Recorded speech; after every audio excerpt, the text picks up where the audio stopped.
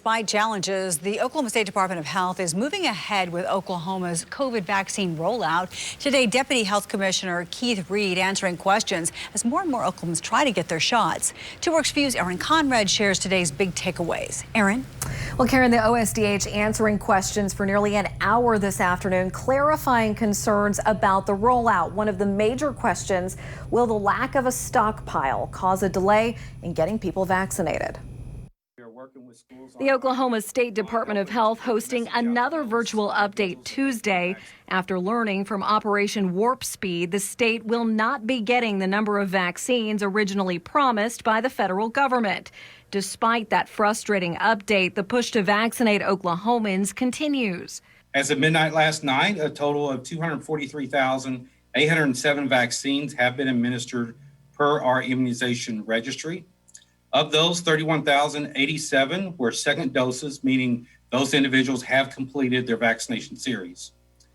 212,720 people have received the single dose to date. OSDH Deputy Commissioner Keith Reed hoping to vaccinate as many of the 3.9 million Oklahomans as he can. Of that, nearly 4,600,000 Oklahomans are in the 65 and older age group, currently eligible to get a vaccine, along with first responders, healthcare workers, and others. As of noon today, 505,063 Oklahomans have registered through the portal to receive notifications on eligibility.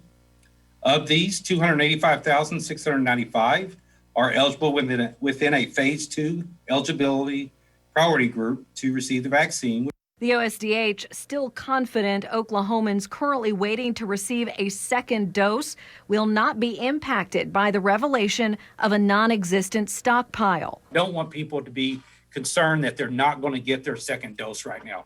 We are prioritizing these second doses based off of vaccine that's coming into the state. Is there the potential that there could be a problem down the road?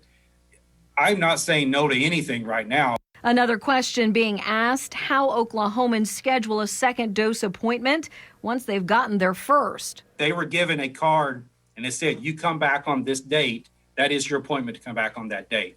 Now, if they were not given that and they were told we will need to schedule you around this date, then yes, the portal is a way in which they can go in and they can schedule for that second boost dose.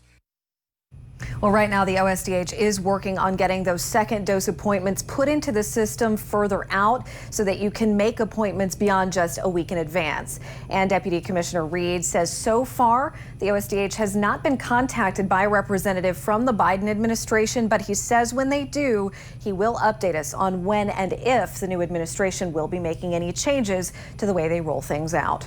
Aaron Conrad, 2 Works for You.